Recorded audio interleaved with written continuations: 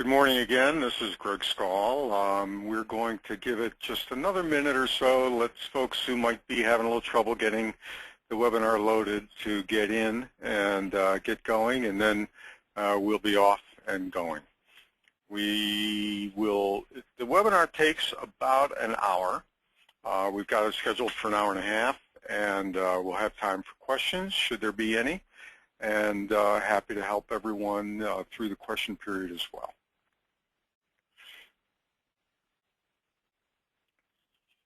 So we'll wait for 11:01.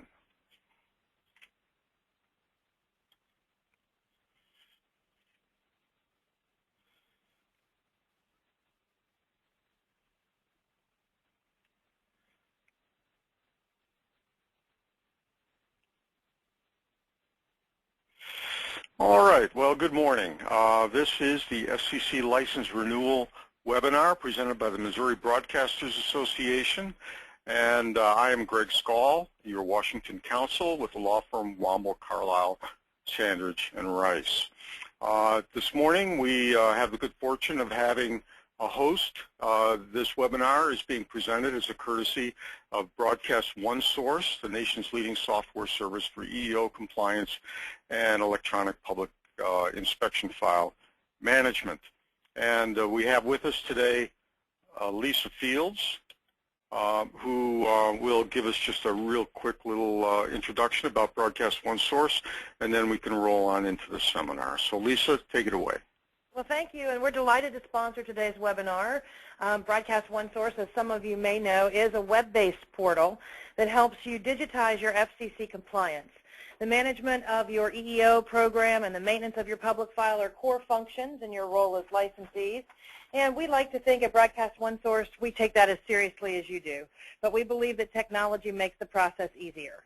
Our system is user-friendly and designed for the least technically savvy among us, so we'd be happy to show you how to systemize your compliance safely and reliably. So there you go. Lisa, you can tell, is a seasoned broadcaster. She knows how to do a 30-second spot.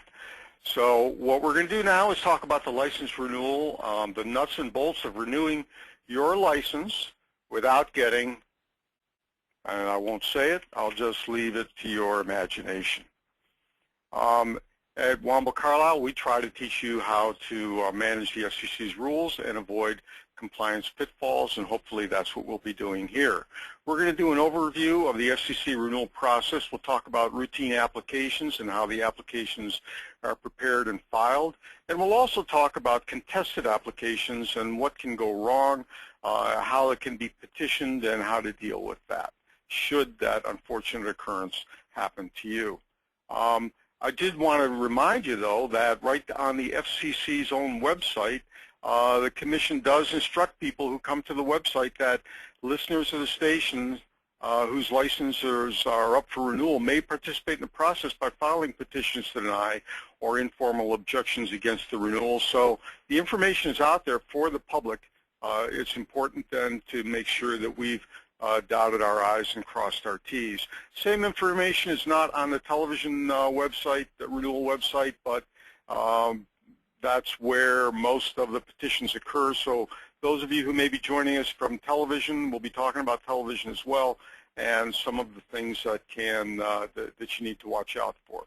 I did publish for you or put down here, and we will put this webinar online and also the PowerPoint online, so you can catch these URLs and jot them down if you like, but those are the FCC's websites for the license renewal process.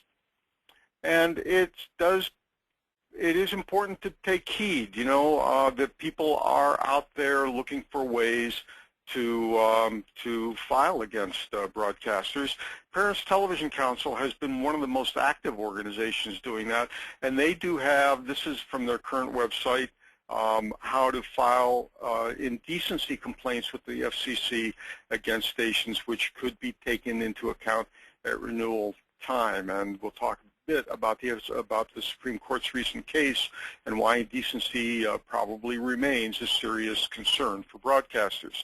Also, the Media Action Center has been active themselves. You can see here that they petitioned to deny WJNO AM just this past January based upon a Rush Limbaugh broadcast. So there are organizations out there who are listening and watching and teaching the public how to file petitions to deny, so it is important to pay attention.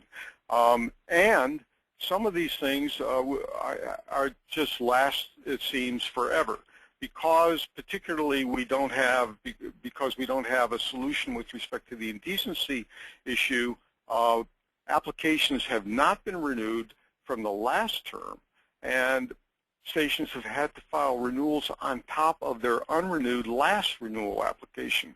Here's an example where the Parents Television Council filed petitions to deny against 2 Washington stations, and you can see from the FCC CDBS database that both the 2004 and now the 2012 applications for renewal are still listed as accepted for filing, not granted. Same thing goes for WRC. So these are important issues to be watching out for. As I mentioned a moment ago, and has been the news last week, the Supreme Court really sidestepped the issue of indecency. It decided the case on the Fox case and the ABC case. It decided them on the basis of inadequate notice of the Commission's new policy rather than actually tackling the issue of whether the indecency regulation violates the Fifth Amendment. There's the headlines from Communications Daily last Friday, right after the Thursday announcement. And here are some quotes from me that were in the story, that the FCC still has to give us proper guidance under the Fifth Amendment as to what is going to be deemed indecent, and broadcasters are still left with a very, very vague standard.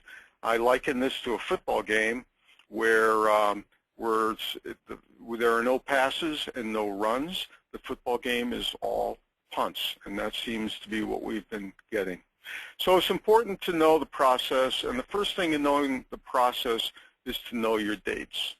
So the important thing for broadcasters who are radio stations in Missouri is that your current licenses expire February 1st of 2013.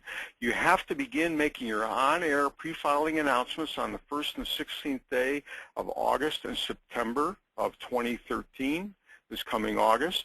You will file your renewal application on the first Monday in October, which happens to be October 1st, and then you'll have to make post-filing announcements on October, November, and December, the 1st and 16th of the month.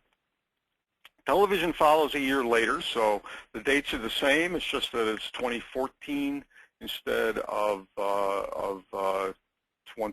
your license expires 2014, and the announcements and filing is in 2013 next year.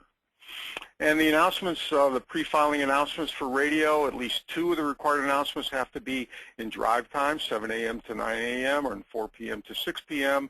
If the station doesn't operate during those period of times, then at least 2 of the required announcements have to be during the first 2 hours of operation. Silent stations and FM translators must still then publish if you're not on the air. There's the rule sections. Non-commercial education stations need not broadcast the announcement during a month in which they're not operating. The post-filing announcements, at least 3 of the required announcements in drive time, at least 1 announcement between 9 a.m. and noon, at least 1 announcement between noon and 4 p.m., at least 1 announcement between 7 p.m. and midnight. If the station doesn't operate, then again, at least 3 of the required announcements during the first 2 hours of operation. Same rule for silent stations here. For television stations, it's just a little different, but similar attempts to make sure that you're broadcasting these when you've got the biggest audience viewing. At least 2 announcements. The required announcements must be broadcast between 5 p.m. and 10 p.m. Central Time. That's for you guys in Central Time. 2 remaining announcements may be broadcast at any time in the licensee's discretion on the scheduled days. And the post-filing announcements At least 3 must be broadcast in prime time. At least 1 of the 3 remaining announcements broadcast in each of the following time periods. You can read them there for yourself. Okay? So it's up to you to know and to remember when to do these and when to file. It used to be that the FCC would send you a notice. They would send you a postcard. The postcard is now gone. Now, what is happening is that some licensees are getting an email, and some counsel or designated contact representative for a station are getting an email about 5 to 6 months before the expiration date. But from what my experience is that that's not consistent with all licensees, so you can't count on it. That was sent to the station's email address in the consolidated database, but a failure to receive an FCC reminder does not relieve the licensee from complying. So it is your job to know the dates and to make sure that you do it, that you get your application prepared and filed on time, and that you broadcast your pre-filing announcements. So how do you fill out the application? Well, hopefully some of you are familiar with the consolidated database system at the FCC. The FCC license renewal forms are found there. In order to enter it, you will need to know your account ID and your password, and you can click Login. Every one of you should have one. If you're doing a renewal application, you should already have a CDBS account. Now, how do you find it? How do you get there? You can go to that web address, or you can go to the FCC's, just the fcc.gov Media Bureau, instead of trying to memorize this whole long CDBS menu or URL. Just go to fcc.gov Media Bureau, and you'll see quick links on the right-hand side, and down here is filing system and databases, and then this will pop up, and when you get to CDBS electronic filing system, click on CDBS account login, and that will bring up the screen that I just showed you a moment ago. The forms you're going to need to file, and you're going to want to become familiar with, can also be found at fcc.gov MB electfile.html. Those forms, and you'll find them in the CDBS system as well. The 303S renewal application, the 396 EEO program report. Every broadcaster has to file an EEO program report, even those who are exempt from the EEO requirements. If you need to change your address, there's an address change form, and of course the 159 fee remittance form is something that you'll have to be familiar with, because you have to pay a fee when you file this renewal application. So once you log in, the first thing you'll get is you'll get the list of applications. First of all, it's good to note, however, that account maintenance is where you insert your information, the station name, who the contact people are, the licensee name, the address, email address, and so on, and also the contact representative. So you click that in order to make sure that that's accurate, and then click back to get back here. And you'll see that the 3 applications that you need to be familiar with, the 303S is down here. The 396 Broadcast Equal Employment Opportunity Program report is also here. I've torn the sheet to eliminate going through the applications that you won't need to be familiar with. And if you do have to change the address, it's down here in the additional non-form filings, and that will take you to another menu system that will have the change of address form. You fill that in, file it, and then there's a button to click to get back here. Now remember, it's important to remember that once the FCC changed in the last renewal round, changed the applications around so that they're all mandatory electronic filing, they've changed everything in the application form. And if you filed one in the last round, you're familiar with the change. They changed everything so that it's all a series of certifications now. These are important certifications. You are certifying the truth of the statement. If you certify something that is false, that's a misrepresentation to the FCC, the most heinous crime you can commit at the FCC. So you want to make sure you're familiar with how these certifications are worded and how they work so that you are making accurate and correct certifications to the FCC. It's also a good idea to go through the FCC's station checklists. If you get one of these checklists and download it, it's in Adobe Acrobat, review it, you'll be familiar with what the Commission is expecting of each of its types of broadcast licensees. You can find these checklists on the Commission's old website, which is transition.fcc.gov, EB, which stands for Enforcement Bureau, BC Checklists, CHKLSTS. So like I said, it's a good idea to download those and get familiar with it. So let's get going into the license renewal process itself. I think there are basically 6 important steps to remember in preparing and filing your license renewal application. The first is, we've already covered the pre-filing announcements. It's important to get those right and to get them done properly. The FCC does have suggested language or recommended language in order to make sure that all the requirements in its rules are contained in the pre-filing announcements. You can get those at the FCC website. Remember, those are the 1st and 16th of August to September 2012, 2013 for TV. Then file your renewal form by October 1st, 2012, 2013 for TV, step number 2. And that's the 303S and the 396. And as we'll discuss, you'll have to file the 396 first, and then insert that number in the 303S, and then make your fee remittance. The Commission will not consider a renewal application for which it has not received the filing fee. Post-renewal filing announcements is step number 3.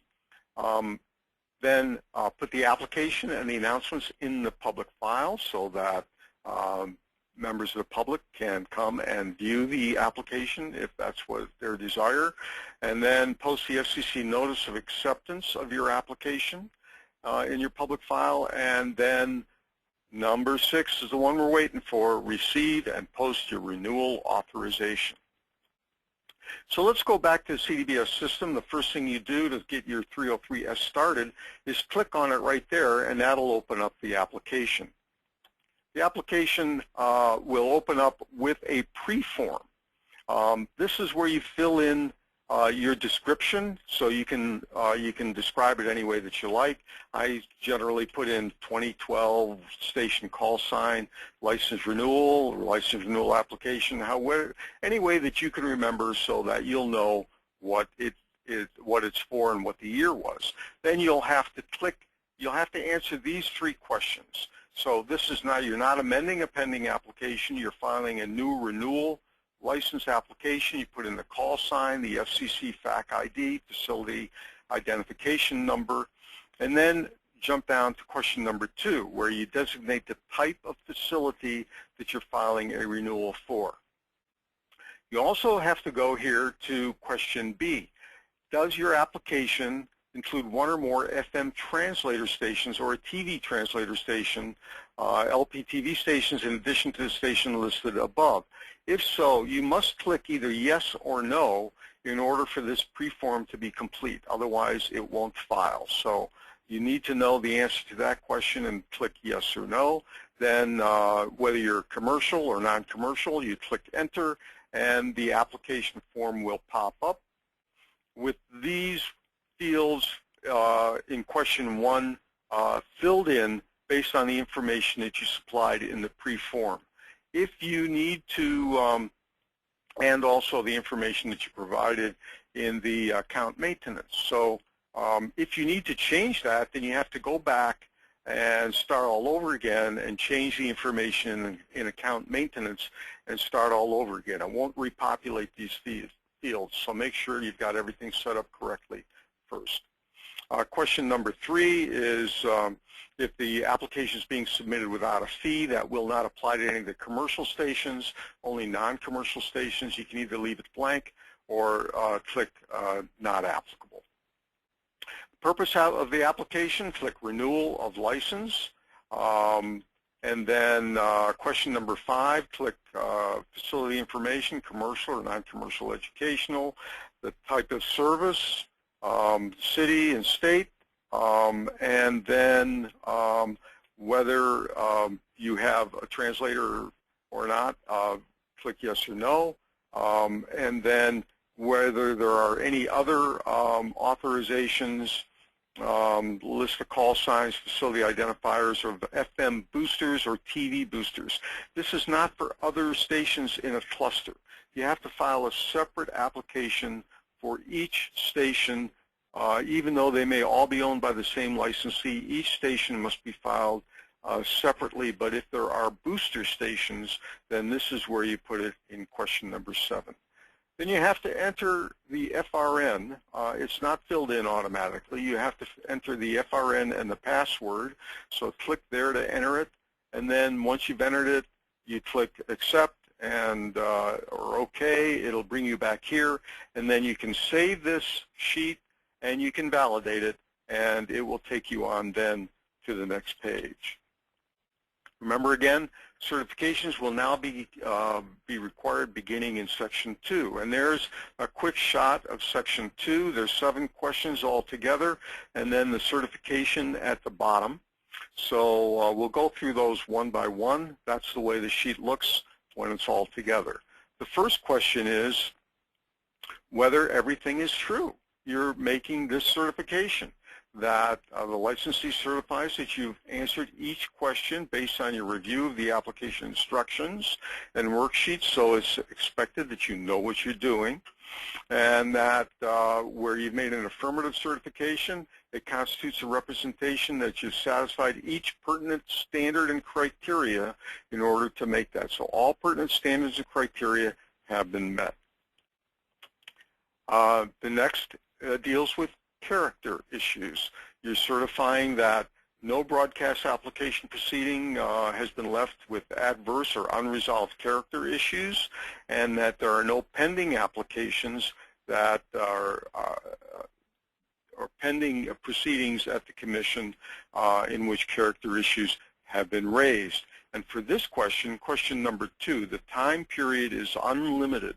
So wherever there is an unresolved character issue, should there be one, and I'm sure no one on this call would have one, but should there be one, then you're going to have to click no and provide an exhibit and an explanation.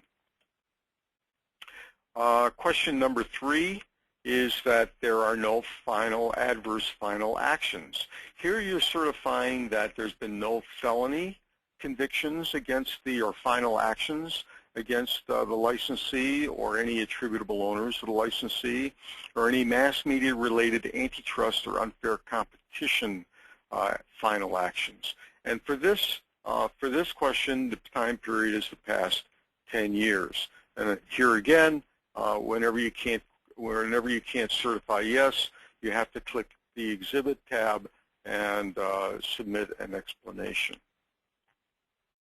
Question number 4 is that there are no FCC violations during the preceding license term. That we're only here talking about violations that have been determined by the Commission or by a court. So we're talking about determinations, preliminary or final determinations that have been determined by a court or by the Commission. It includes notices of violation, apparent liability, forfeiture orders, other findings of FCC rule violations.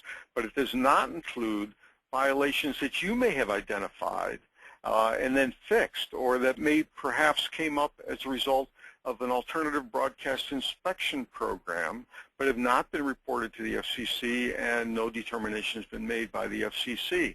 That's one of the benefits of belonging to the alternative broadcast inspection program. You get the benefit of an FCC inspection and the opportunity to fix it or to change it without having to report it to the Commission. Question number 5 deals with alien ownership and control. You should all be familiar with Section 310 of the Communications Act and the Commission's rules with respect to foreign ownership. All stations have to be controlled by the percentages required in Section 310 by U.S. citizens. Question number 6 deals with an Anti-Drug Abuse Act certification. Here, the Anti-Drug Abuse Act of 1988 gives the power to federal and state court judges to deny federal benefits to individuals who've been convicted of offenses consisting of distribution of controlled substances. So you are certifying that that has not happened to anyone, and it applies to anyone with an attributable interest in the station, even if they're not controlling owners or interest holders. Here's number 7 is a new certification. This is one that has received a lot of publicity. I'm sure you've all heard about it. It's a certification designed to ensure that your advertising contracts do not contain no urban and no Spanish restrictions. As you know, let me go up a minute because I want to talk about that one a little bit. As you know, there's not a whole lot of guidance that has come out other than you have to be consistent with that, and you have to make sure that any advertising you run has not been the subject of a no urban, no Spanish type of restriction. And that includes advertisements that you get from agencies. So you need to make sure that your agencies are not discriminating in any way that is not justified by the media plan of the advertiser. And to help you out with that, the American Association of Advertising Agencies has adopted a similar policy and program for its members. So it's okay to ask and to make sure. And I understand I've spoken with some of the agencies, and I know they're prepared to respond to your questions. You should have that disclaimer in your contracts. If you're not using contracts, and a lot of broadcasters aren't, for accepting all of their ads, then put it in your email and letter forms so that you're an equal opportunity advertiser. You don't discriminate in advertising. And then you certify, and here's where the certification occurs. You print or you type your name here. You don't sign it personally. You type your name, the title of the person signing, and the date, and save it and validate it, and that is becomes a sworn statement. Willful or false statements on this form are punishable by fine or imprisonment, and that's the way you do it, by typing your name there. That's the electronic signature that the FCC accepts. So let's move on to Section 3 for radio broadcasters. This is AM and FM licensees only. These are the 8 questions that apply to radio. The form pops up like this, and you'll respond to them one by one. The first question is about your biennial ownership report, and you're certifying that you have filed the station's biennial ownership report. Remember that these dates were a little off. All stations have been changed to be on the same timetable. The last time you filed a renewal application, you had to file an ownership report, but now it's not on the anniversary of your ownership report. It is on a biennial basis for all stations. The 2009 biennial report had to be filed by July of 2010. The 2011 biennial report had to be filed by December of 2011. And that's what you're certifying here, that the 2011 biennial report was filed with the Commission as required by the Commission's rule under 733615. If you didn't do it, then you'll have to provide an exhibit and an explanation as to why. And then your EEO program. As I said earlier, and as we'll talk about a little later, you have to file an FCC Form 396. That has to be filed first, because before you can file your renewal application, you have to put the 396 file number in this blank space. and then click yes, of course, and post if you are required to participate in the EEO program, then, and if you have a website for the station, you have to post it on the website, so you click yes or no if you don't have a website, or if you don't have a sufficient number of employees to be subject to the EEO program, then you would click non-applicable. But everybody has to file the 396. So it must be filed electronically, and then insert the file number, like I said. Okay, and post it on the website. The next question deals with the local public file. It refers to whether or not your local public inspection file is complete at this time. Okay. Also, as to whether each required document has been placed in the file at the appropriate time. So at minimum, that means your quarterly issues program lists required to be prepared and filed and placed in the file no later than 10 days after the close of each calendar quarter. Your biennial ownership reports, your annual EEO reports, most applications that you have filed with the FCC have to be in the public file, and the request for political advertising time and how they've been disposed of. We did a political webinar earlier in the year, so hopefully everybody is familiar with that. You can download our political manual from the Womble-Carlyle website. And the scope of each question, the scope of this question covers the entire current license term. So you got 8 years to be concerned about here with respect to whether your local public inspection file is complete at the present time. There's a quick list of all the items that have to be in the local public inspection file, and I've done memos on the local public inspection file also that are available through the MBA or directly from me. So the other question here is whether you have adhered to the minimum operating schedule as required by the Commission's rules. Certify yes or no. If no, of course, you got to supply an exhibit. Licensee certifies that during the preceding term, station's not been silent for any period more than 30 days as well, as required under Section 73-1740. Now, this can be a little tricky for daytimers. 1740A1I for daytimers that have been authorized nighttime operations, you need to comply only with the minimum requirements for operation between 6 a.m. and 6 p.m. local time. So that's something to keep in mind, although you may not need that. The question 5 also asks if you've had discontinued operations, whether the station was off the air for more than 12 continuous months. If you can't make this certification, the renewal application will be dismissed and the Commission's database amended to reflect the expiration of your license.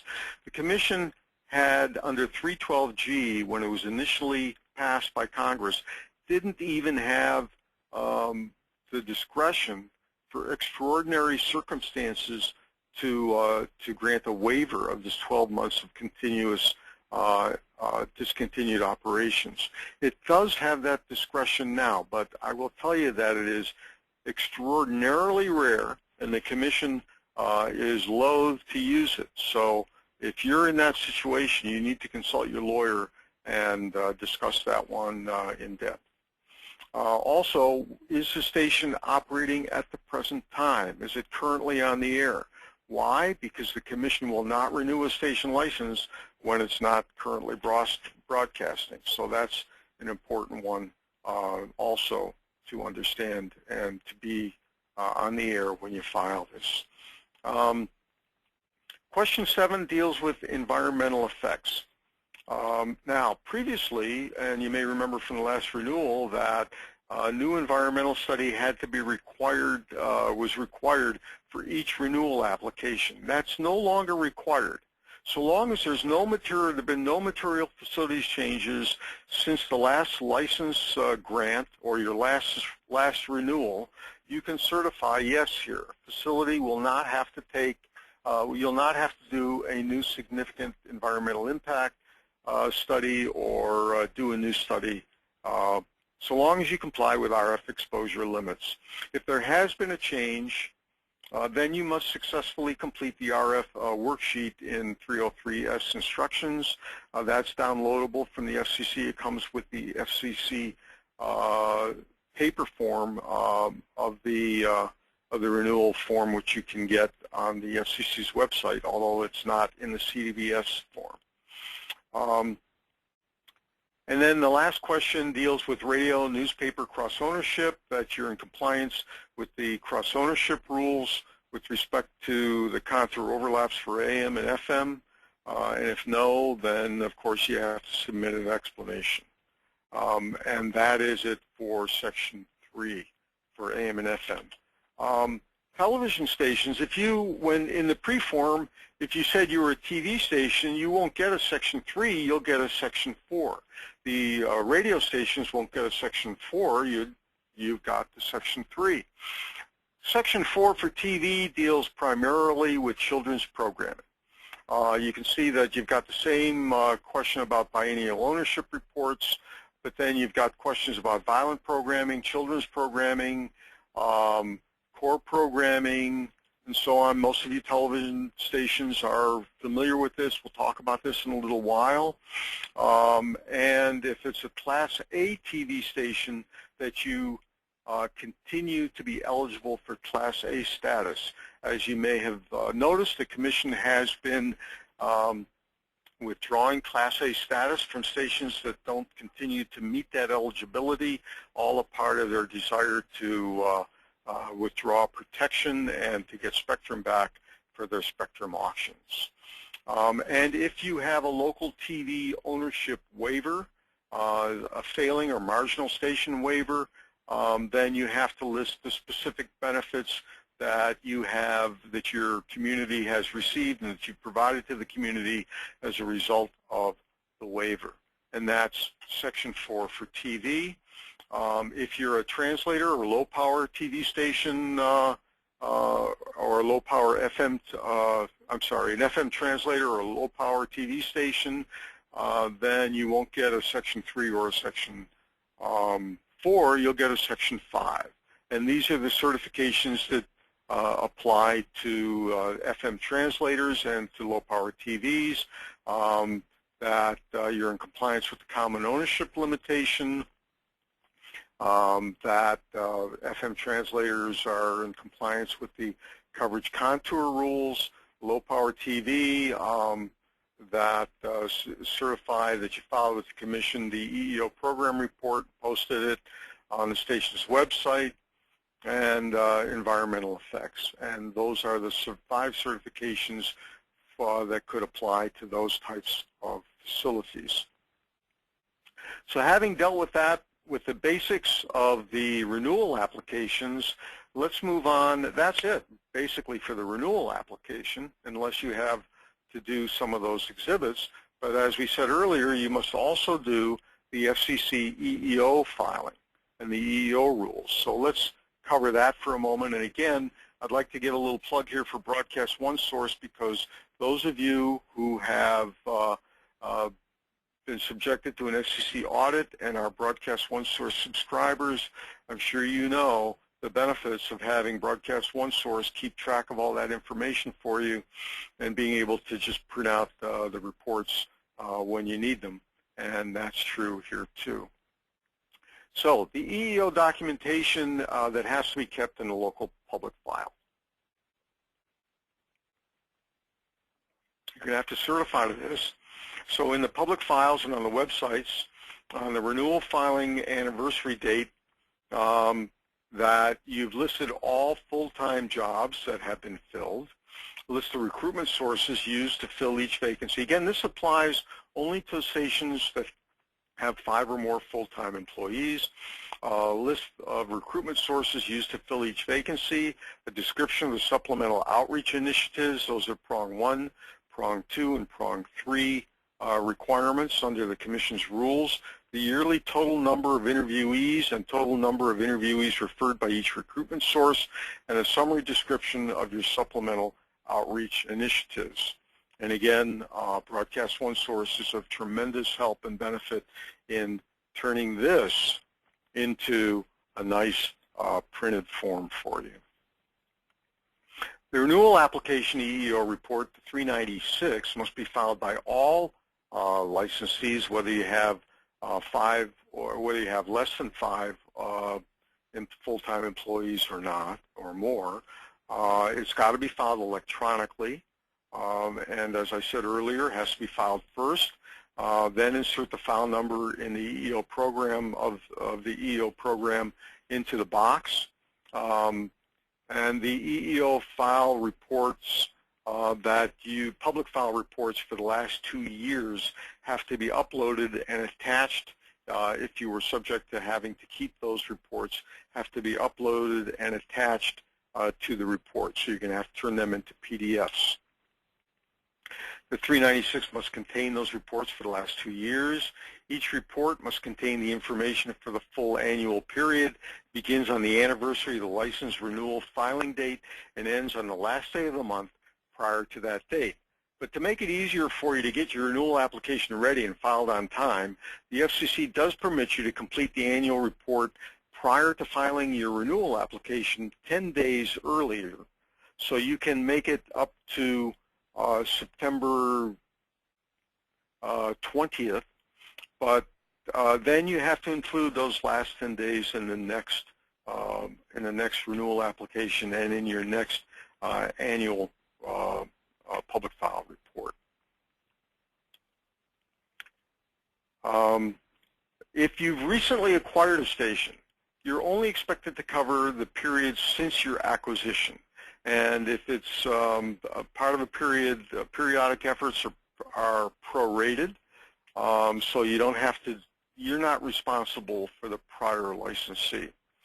The report asks also whether you've had any complaints filed against the station for unlawful discrimination during the most recent license term. That's the last 8 years, and information regarding the disposition or the status of those complaints, if indeed any have been filed. But you can exclude it. You don't have to report them if they've been resolved on the merits favorable to the broadcaster. Then there will have to be a narrative statement also describing your EEO outreach efforts and any remedial actions to overcome outreach difficulties, all during the last 2 years. So you're going to have to actually write a narrative statement for that purpose. Must include the new EEO annual report, which can be completed 10 days early, as I said earlier. Remember this, the FCC is also becoming stricter with respect to stations, requiring stations to engage in self-analysis of their EEO outreach recruitment efforts. We discussed that in the EEO webinar that we did earlier. At a minimum, you're going to have to describe how you evaluate the success of your efforts to disseminate job openings on a periodic basis, and what you do to correct any shortcomings you find in your EEO program. Also, what you do to ensure that all interested candidates have the opportunity to learn of positions at your station. And also, you're going to have to, you should describe what you do to make sure that all employees are treated fairly and equally at the station. So once you file your EEO report, insert the number in your renewal application, and you're prepared to and file your renewal application, you'll then have to pay the FCC filing fee. The fee is $175 per station. It can be paid online at the time you file your application by credit card, which is really the best way to do it because you get an immediate affirmative response that your fee has been paid, and keep a copy of that response so that you can prove that it's been paid and received by the FCC. If you'd prefer to send a check, you can mail the form 159 to oh, that's a mistake. It's not the Mellon Bank anymore. It's the FCC Bank, which I believe is in Missouri now. So You have to, but you have to pay it within 14 days. And that 14 days is important. As I said earlier, the Commission will not process an application for which the fee has not been received. So hopefully everyone will be this broadcaster over here, a renewal without problems. Of course, there are sometimes renewals with problems. But at least we don't have the old problems we used to have of people filing comparative renewals. There were changes in the law back in 1996 with the new Telecom Act that prohibited competitive applications. Every licensee runs on your own record first.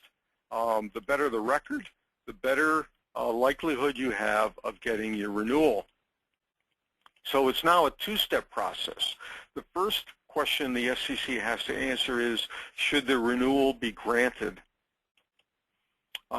It will not and cannot accept other applications unless it has first made a determination with respect to the existing licensee. And the statutory standard for the Commission is whether the licensee has served the public interest, convenience, and necessity. There are no serious violations of the Communications Act or the Commission's rules, and no other violations that constitute a pattern of abuse. If the Commission can't find that, then the probable likelihood would be a hearing on whether or not the renewal should be granted, or possibly a short-term renewal. The standard for review, again, for determining whether the licensee has served the public interest, convenience, and necessity, and therefore whether or not the licensee is entitled to renewal expectancy, is whether they have ascertained the needs of the community and done a good job at that, whether they've designed programming responsive to the needs of the community, their reputation in the community, and their pattern of compliance with FCC rules, and any other special community efforts that the licensee has made. So as we know, it's good to be out there in the community and working for the community with your station. Petitions to deny, however, and we talked about some of those earlier that have been filed against stations, can be filed up to 1 month before the license expires. And if you file your renewal late, then there's an additional period where petitions to deny can be filed up to 90 days after acceptance of a late filed renewal.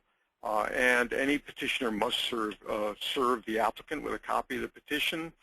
And even if it's late, if the petition is filed after the period of time we talked about up here, the Commission, in its own discretion, can still consider the allegations as an informal objection. Petitioners must have standing. No, not anyone can file a petition to deny. They must be a regular listener of the station, within the listening audience of the station, or someone who might be directly harmed by the station renewal. And they also have to file statements of fact that are verified as true and supported by an affidavit or a declaration under penalty of perjury. If you get one of these, the best advice I can give you is call your lawyer. You're going to need one if one of these is filed against you. But let's talk about those standards for the public interest, convenience, and necessity. You may recall, some of your veteran broadcasters who are on this webinar may recall a period of time when the Commission had formal ascertainment requirements and you had to do a pretty extensive, very extensive community ascertainment as to what the needs, interests, and problems of the community are, so that you could then design programming responsive to it. The Commission did away with all those formal requirements, but it did not do away with the requirement that you ascertain the needs of the community. So you still have a requirement to do that. You should be out there. The broadcasters always argued that, look, we are in the community, we know the leaders very well, and we know what's going on in the community, so you should have a record of the ascertainment that you did to determine what the needs of the community were, and then that you've designed responsive programming. Of course, All of this will be in your issues programs list that you've been filing on a quarterly basis in your public file. So you should be golden here, but make sure that it's there and that you've been doing this on the quarterly basis that the Commission requires, and that you design programming or bought programming. It doesn't have to be produced by the station, by the way. And we've written memos on that are also available for you. But that you've actually broadcast programming that's responsive to the needs that you ascertained in the community.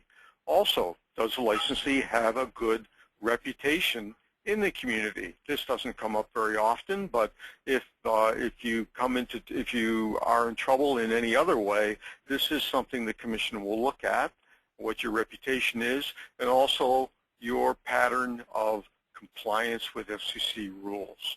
So remember those items as well. It's always good to make sure someone at the Commission is familiar with the rules and that you've got a copy of the FCC's rules at the station. And also that you've been out in the community and have been involved in the community. Station involvement in community activities has always been important. So remember that the Commission does, these are some old ones here back from 2003, but there's been a continuous stream of Commission finding that broadcasters here and there have been willfully and repeatedly, in this case for indecent material, but for other types of violations as well. So examine your pattern of rule compliance. Remember that ascertainment and responsive programming, we consider that to be renewal insurance. Double check that. Let's move on to the environmental study. You're certifying that the facility complies with the Commission's maximum permissible radio frequency electromagnetic exposure limits. That's what the environmental certification is about. The Commission retains authority to revoke a station's license for failure to comply with other environmental acts as well that weren't complied with at the time of the original construction or modification of the broadcast facilities. But they're not initially considered a renewal time, but what is your RF radiation exposure.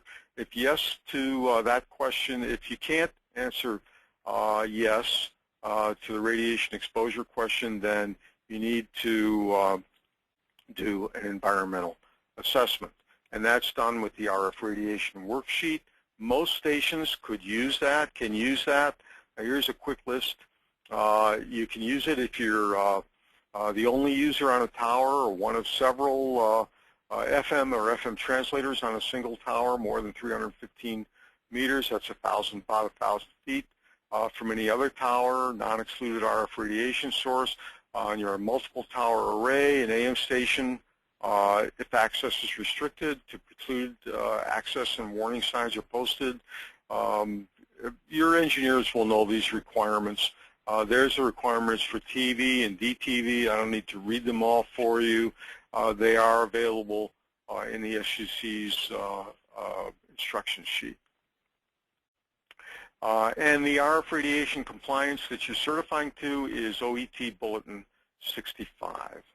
So let's move on to the public inspection file. Again, the Commission has, back in 2003, they issued 28 notices of current liability for violations of the public inspection file. And if you've been following it in the last 8 years, you'll see that there have been a lot of violations. One of the more frequent violations is on a station inspection is violation of the public inspection file, and also not making it available for people when they come in.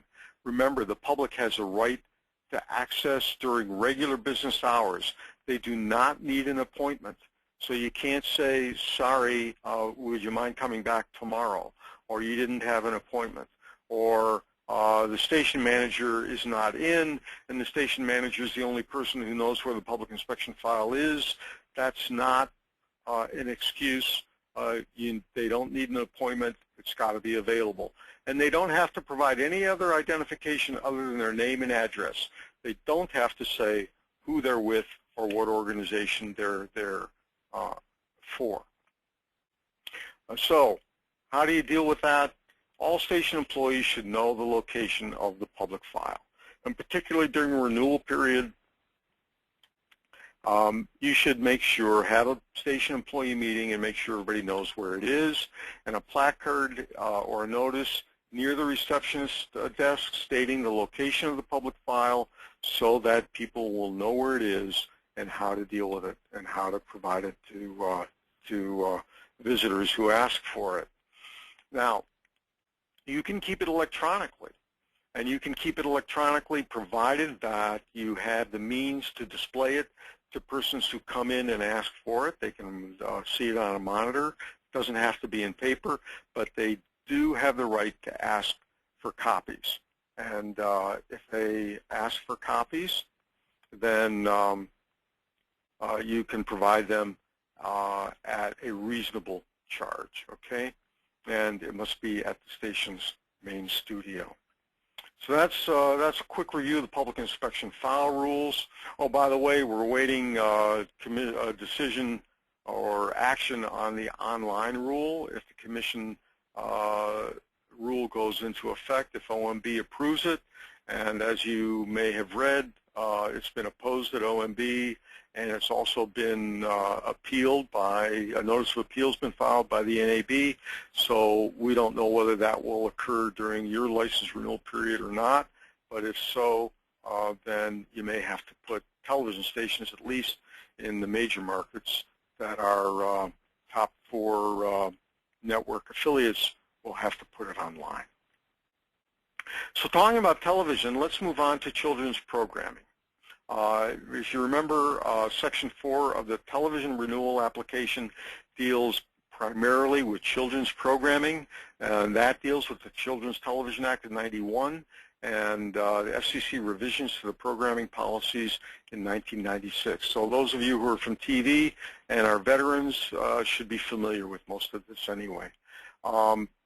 Children's programming is evaluated on compliance with the 3-hour standard. The 3-hour standard is core programming per week, 3 hours of core programming per week, which programming specifically designed to serve the educational and informational needs of children or make an equivalent commitment showing. So what is core programming? The designation core programming is served by the significant purpose test, which is programming that furthers the educational and informational needs of children 16 years of age or under, okay, in any respect, with respect to intellectual, cognitive, or social or emotional needs. So children's programming is evaluated in 2 phases. One is the 3-hour core programming per week, the IDing it on the air, information guides, the FCC Form 398s, annual file in electronic form, but also the second phase is the commercial limits. Programs originally produced or broadcast for children 12 years old or under are subjected to the commercial limits policy, which is 12 minutes per hour on weekdays, 10.5 minutes on weekends, but you don't have to count PSAs or educational and informational material sold sold time that does not mention a specific product. The children's programming information must be maintained in a separate public file, and you have to publicize the existence and location of children's television programming reports in an appropriate manner. The FCC Form 398 also asks for non-broadcast efforts to advance children's television programming, and a summary of your programming responses and any support that the station has provided for other stations' programming directed to educational and informational needs of children. The reports can be found on the FCC's forum page. I referred to that earlier. If you're looking for the 303S instructions, they can also be found here at www.fcc.gov/forms. You can find the 396 here, the 397 midterm reports. All the FCC forms can be found here. The children's pages and all of the electronic Children's Television Programming Report on the FCC's new website. Go to the home page, click the FCC, go to FCC Encyclopedia, and you'll get the full alphabet. Click on C for Children's, and you'll get the Children's Educational Television Reporting Form 398. Look over here in Quick Links, and you've got a whole list of a variety of information. And then you can also click here an electronic filing form 398. That's where the 398 form is found. All of you television broadcasters should be familiar with this. That's all the categories that you have to fill in online. And there is, it expands, and each of those categories has fields to fill in. I'm not going to show you the whole form. I wanted to get to duopolies and LMA considerations. Very important at renewal time. Remember, an LMA or an SSA, for that matter, in television is not an excuse for the licensee who's LMAing their station to head for the beach or for the mountains or for the lakes. You still have requirements. You still have the responsibility, the non-delegable responsibility to make sure that the station is broadcasting issue-responsive programming, and that the fact that it's being done on one station does not carry forward for the other station. Now, the programmer for an LMA or the programmer for an SSA can provide programming to the licensee that is responsive to the issues that the licensee has ascertained, but it's the licensee's non-delegable responsibility to make sure that these non-delegable responsibilities are fulfilled. The FCC says there's no difference between a brokered and a non-brokered station. They have the same responsibilities as a non-brokered station, and you must prepare the issues programs list. Again, the programmer can help. They can help you prepare those issues programs lists. They can even put them in your public file for you, but at the end of the day, it's the licensee's responsibility to make sure that they're there.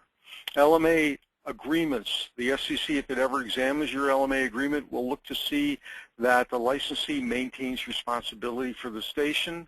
They'll look for duration and that there are termination provisions. They don't go on for forever through infinity. They'll look to the method of payment by the time broker and that it's reasonable. The amount of time that's brokered. For that reason, by the way, we always recommend that the licensee retain some period of time where the licensee is providing its own programming.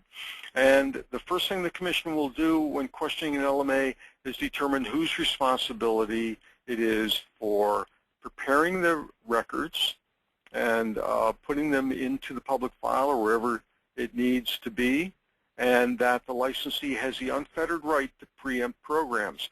Now, there may be civil consequences, there may be damages for preempting certain types of programmings, but you nevertheless have the right to do so.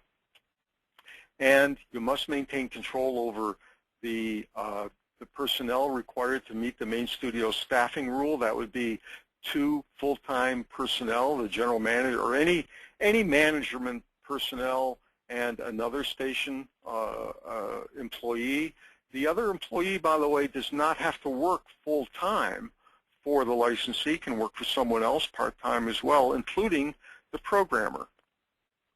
The programmer has to have the right to reject programming and have issue-responsive and have time for issue-responsive programming. And then, again, the Commission will always look to determine who's responsible for paying the expenses. Because the Commission's view, the person that controls the bank basically has control of the station. That's why the attribution rules have a equity debt component, a debt component. Also, so the Commission is going to look to see whether the licensee has been paying expenses. They can be reimbursed by the programmer, but they should be paid by the licensee. Last word on LMAs. An allegation of unauthorized transfer of control can hold up your license renewal application for many years, so pay attention to those requirements. You can get more information. You can get the Womble EEO manual on the web. Yellow doesn't show up too well there, but at wcsr.com/telecom, and the manual will be there for you. There will also be other memos that you can get on our website. There's the EEO manual. If you don't have it yet, you can download that. And let's give a little word for Broadcast OneSource to wrap things up with respect to EEO capability. Lisa, my mouth is dry. What have you got to say? We are glad to be here again today, and we just want to remind you that we're a completely web-based service, so there's no upgrade to hardware or software on your part to be able to use Broadcast OneSource. You can access it from any broadband internet connection. It is password protected, 100% reliable, and in nearly 10 years of serving the broadcast community, we have not had any broadcaster who has used Broadcast OneSource receive a notice of apparent liability from the FCC related to a function of the service. So we're here to help you. We'd love to help you. Give us a call. We're online at www.broadcastonesource.com. And we thank Broadcast OneSource for paying the bill for putting this webinar on the air for you guys. So I think at this point we're ready for your questions. Let me just remind you that you can follow my memos. My Twitter feed is ComLaw. You can call me at 202-857-4441. My email, gskall@wcsr.com. My articles are often published in All Access under the FCC Uncensored. That's my column at All Access, also at RBR. So let us help you avoid compliance pitfalls, and let's take some questions. Lisa, do you see any questions? I see one that says, when will this presentation be available on the MBA website for another review? I think Lisa has to save it in a video form, and then we will turn it over to the MBA. Our experience is it's best to put it on the Missouri Broadcasters YouTube channel for immediate streaming because it takes a long time from a regular server, but it'll be available. How long do you think, Lisa, when we have it to MBA? We'll send it over later today, so it just depends on how quickly they can get it posted. But I think the question is also about the hard copy. Will it be available as well? Yes, it will be. I will send a PDF of this presentation to the MBA this afternoon, so it can be up. I would say within a day or two, it'll be on the MBA website. Okay, the next question is, do the pre- and post-filing announcements for radio need to be published in a local newspaper? If so, when and how many times? No, this is one of the times when you don't have to pay your competition to help you out with the FCC. They're on-air notices, and these, unlike some of the other applications, do not have to be published in the newspaper. Okay. And again, I think Melissa asked about the PowerPoint being emailed. I think you'll have to download it from the website, from the Missouri Broadcasters website. Or if you send me an email, I can send you the PDF as well. But probably the best way to, if you don't have any other questions and you just want it, you'll be able to view it on the MBA website. Okay. So the issues and programs lists have to be complete from February 2005 to current. Is that correct? Since your last renewal, yes. Actually, take that back. Since the beginning of the renewal term. So that would be, I think it was 2005. I'll be honest with you, I don't remember the last year of the last Missouri renewal, but that is correct. They all have to be there. And Greg, is the ruling the same for non-commercial educational stations? Yes. Okay. Any online requirements for pre- or post-filing announcements? No, they just have to be broadcast. As I mentioned in the FCC's rules. Okay, and so the pre- and post announcements must air on the 1st and the 16th of the months in questions, correct? Correct. Okay, and I think the last question that I have, unless there are any others coming, is that your bulldog? That is our bulldog. That not mine personally. That's the Womble Carlisle mascot, Winston. Winston the bulldog.